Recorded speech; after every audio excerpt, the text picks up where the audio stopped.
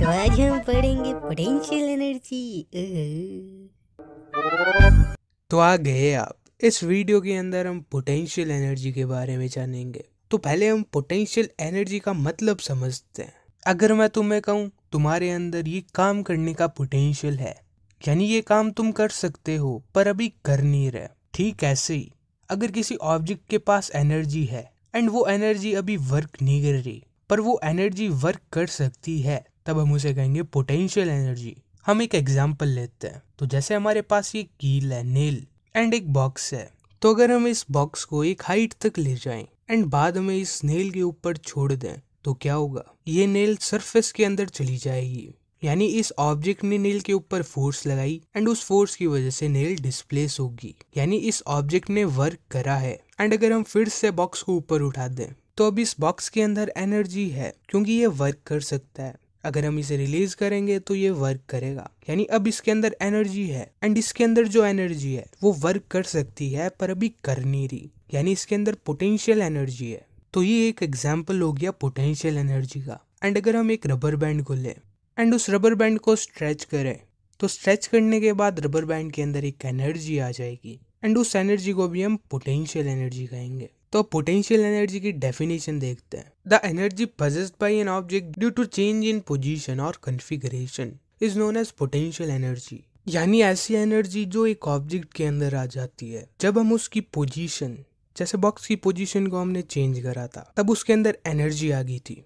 तो जब हम उसकी पोजीशन चेंज करते हैं या उसकी कन्फिगरेशन चेंज करते हैं, यानी शेप, जैसा हमने रबर बैंड की शेप को चेंज करा था, तो ऐसी एनर्जी को हम पोटेंशियल एनर्जी कहते हैं। पोटेंशियल एनर्जी का एक और टाइप होता है ग्रेविटेशन पोटेंशियल एनर्जी। अब जैसा हमें नाम से पता चल रहा है कि ये पोटेंशियल एनर्जी एक ऑब्जेक्ट के अंदर ग्रेविटी की वजह से आ जाती है। जैसे हमारे पास ये एक बॉक्स है एंड इसे हम ऊपर उठा लेते हैं तो अब इसके अंदर एनर्जी आ गई, यानी ये वर्क कर सकता है।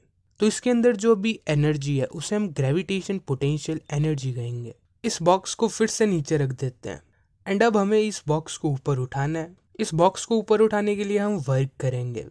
तो जितना हम वर्क करेंगे उतना ही वर्क इस ऑब्जेक्ट के अंदर स्टोर हो जाएगा, यानी हम जितना काम इस ऑब्जेक्ट को ऊपर उठाने के लिए करेंगे उतना ही काम ये ऑब्जेक्ट ऊपर जाने के बाद कर सकता है। जैसे हमने इस ऑब्जेक्ट को ऊपर उठाने के लिए W वर्क डन करा तो अब ये ऑब्जेक्ट ऊपर उठ गया, तो ये ऑब्जेक्ट अब W वर्क डन कर सकता है। यानी जितनी फोर्स हमने इस ऑब्जेक्ट के ऊपर लगाई थी एंड जितना इसके अंदर डिस्प्लेसमेंट हुआ उतना का उतना वर्क ये ऑब्जेक्ट कर सकता है। तो ये वर्क कर सकता है, यानी इसके अंदर एनर्जी है एंड इस एनर्जी को हम कहेंगे ग्रेविटेशन पोटेंशियल एनर्जी। तो ग्रेविटेशन पोटेंशियल एनर्जी को हम ऐसे डिफाइन कर सकते हैं, work done in raising the object from ground to a height against gravity. यानी जो वर्क डन हमने इस ऑब्जेक्ट को ऊपर उठाने के लिए करा वही वर्क डन इस ऑब्जेक्ट के अंदर स्टोर हो गया। वर्क डन यानी ऑब्जेक्ट काम कर सकता है एंड जो ऑब्जेक्ट काम कर सकता है उसके अंदर एनर्जी होती है, तो इस ऑब्जेक्ट के अंदर भी एनर्जी है एंड यहाँ पर इस ऑब्जेक्ट के अंदर ग्रेविटेशन पोटेंशियल एनर्जी है। तो ये होगी इसकी डेफिनेशन। जैसे ये बॉक्स नीचे पड़ा है एंड हमें इसे ऊपर उठाना है तो हमें मिनिमम कितनी फोर्स लगानी पड़ेगी, हमें इस ऑब्जेक्ट का जितना वेट है उतनी तो फोर्स लगानी पड़ेगी तभी ये ऑब्जेक्ट उठेगा। अगर हमने इस ऑब्जेक्ट के वेट से कम फोर्स लगाई तो ये ऑब्जेक्ट उठेगा नहीं, तो हमें इस ऑब्जेक्ट के वेट के जितनी फोर्स लगानी पड़ेगी। एंड वेट का फॉर्मूला होता है mg। m है ऑब्जेक्ट का मास एंड g है एक्सेलरेशन ड्यू टू ग्रेविटी। तो हमें इस ऑब्जेक्ट को उठाने के लिए mg फोर्स लगानी पड़ेगी तभी ये ऑब्जेक्ट उठेगा। एंड मान लेते हैं कि हमें इस ऑब्जेक्ट को h हाइट तक उठाना है, यानी इस ऑब्जेक्ट को h हाइट तक डिस्प्लेस करना है, यानी हमारा डिस्प्लेसमेंट हो जाएगा h।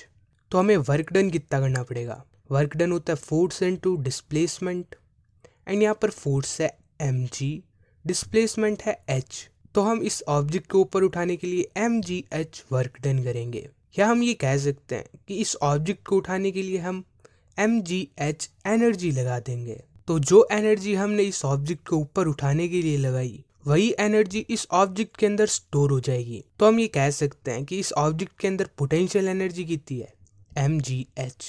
तो इस फॉर्मूले का यूज करके तुम किसी भी ऑब्जेक्ट की पोटेंशियल एनर्जी निकाल सकते हो।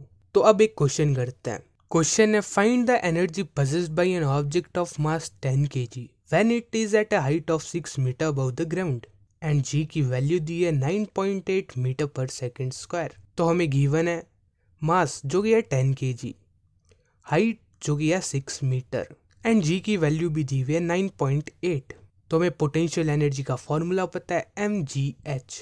तो इसके अंदर हम वैल्यूज रख देते हैं, तो ये बन जाएगा 10 इंटू 6 इंटू 9.8, जिसे कैलकुलेट करने पे हमें मिलेगा 588 जूल। ये जो यूनिट है जूल, इसे लगाना मत भूलना। एंड अब मैं तुमसे एक क्वेश्चन पूछता हूँ, तो अगर हम इस ऑब्जेक्ट को ऊपर ले जाएं डायरेक्टली इस पाथ से एंड इसी ऑब्जेक्ट को कुछ इस पाथ से ऊपर ले जाएं, तो क्या इन दोनों ऑब्जेक्ट्स के अंदर सेम ही पोटेंशियल एनर्जी है? तो इसका आंसर है यस, इन दोनों के अंदर सेम ही पोटेंशियल एनर्जी है, क्योंकि जो पोटेंशियल एनर्जी का फॉर्मूला होता है mgh, वहां पर जो हाइट है वो है डिस्प्लेसमेंट ना कि डिस्टेंस। तो इन दोनों ऑब्जेक्ट्स का डिस्प्लेसमेंट तो एक ही है पर डिस्टेंस अलग है, और हमें डिस्टेंस से कोई लेना देना ही नहीं है। तो इन दोनों ऑब्जेक्ट्स के अंदर एक जितनी पोटेंशियल एनर्जी है। तो ये हो गई पोटेंशियल एनर्जी। अब हम law of conservation of energy देखते हैं।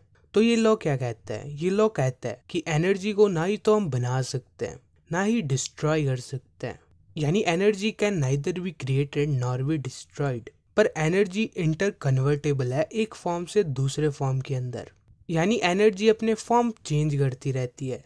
हमने दो तरह की एनर्जी के बारे में पढ़ा है, एक पोटेंशियल एनर्जी एंड एक काइनेटिक एनर्जी।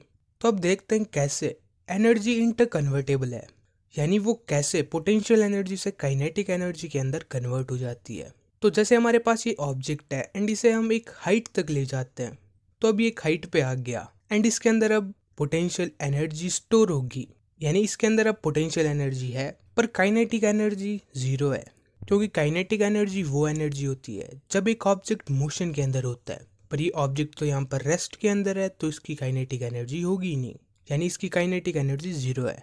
तो जब हम इस ऑब्जेक्ट को रिलीज करेंगे तो ये ऑब्जेक्ट नीचे आएगा। अब जब ये नीचे आना स्टार्ट होगा तो हाइट डिक्रीज होना स्टार्ट हो जाएगी, एंड जब हाइट डिक्रीज होगी तो पोटेंशियल एनर्जी भी डिक्रीज हो जाएगी। तो इस पॉइंट के ऊपर इसकी हाइट कम होगी, यानी इसकी पोटेंशियल एनर्जी भी कम होगी। पर ये मोशन के अंदर है तो इसके अंदर काइनेटिक एनर्जी आ गई, तो इसकी पोटेंशियल एनर्जी कम हुई है, तो वो पोटेंशियल एनर्जी जो कम हुई है वो काइनेटिक एनर्जी बन गई।